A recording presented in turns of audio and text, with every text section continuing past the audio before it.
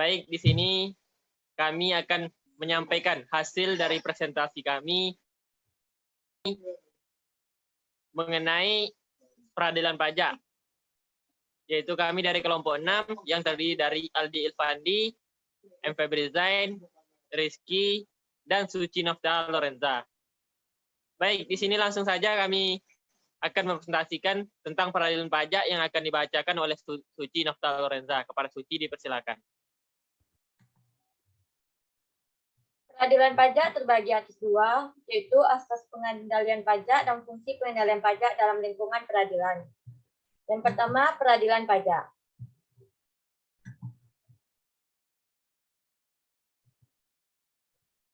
Yaitu yang pertama, asas praduga remenstik.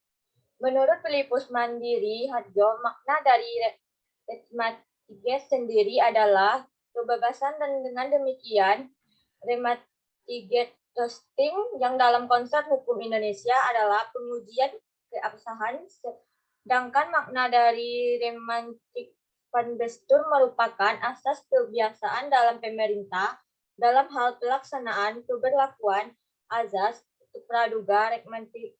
Permasalahan sengketa administrasi baik yang diselesaikan melalui upaya administrasi walaupun diselesaikan dan peradilan administrasi pada hakikatnya tidak akan menunda pelaksanaan pemerintahan yang disengketakan sehingga keberlakuan asas tersebut tidak menghalangi penerapan.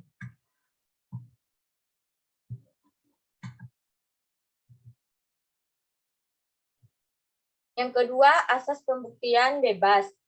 Menurut Van Wijk dan William Koenigsbal, dalam asas Free-Bewit atau pembuktian bebas, terkandung makna directive effort grotic rigid deficit yang mempunyai arti bahwa hakim mempunyai kebebasan yang sangat besar dalam membagi beban pembuktian dan penerimaan serta menilai alat-alat bukti.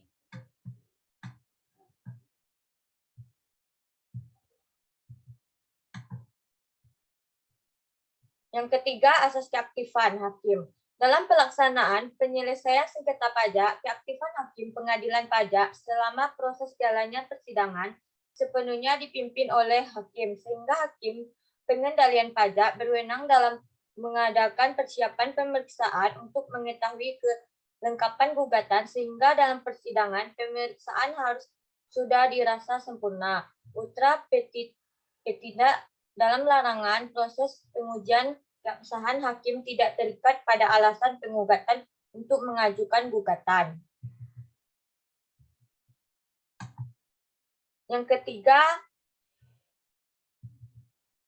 Yang keempat, asas erga omnes. Asas ini mengandung pengertian bahwa putusan pengadilan pajak berlaku pada siapa saja, tidak hanya bagi pihak-pihak yang bersengketa. Hakikat dalam peradilan administrasi yang pada dasarnya adalah menegakkan hukum publik, sengketa yang termasuk lingkungan kewenangan peradilan administrasi mempunyai karakter hukum publik. Terdapat perbedaan antara putusan hakim perdata hanya terikat pada para pihak yang bersengketa, sedangkan pada putusan peradilan administrasi mempunyai kekuatan hukum mengikat pada siapa saja.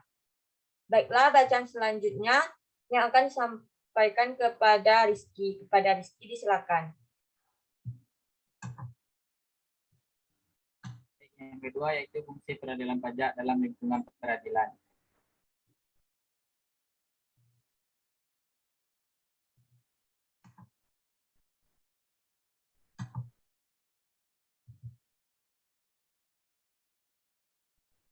Yang pertama, menyelesaikan banding atas sengketa pajak. Yang kedua, menyelesaikan gugatan atas pelaksanaan penagihan pajak atau terhadap keputusan yang dapat diajukan gugatan berdasarkan peraturan perundang-undangan perpajakan yang berlaku. 3. Melaksanakan pengawasan terhadap kuasa hukum. 4. Pengadilan pajak mempunyai tugas dan wewenang memeriksa dan memutus sengketa pajak. 5. Pengadilan pajak dalam hal banding hanya memeriksa dan memutus sengketa atas keputusan keberatan, kecuali ditentukan lain oleh peraturan perundang-undangan yang berlaku. Baik, saya kembalikan kepada moderator.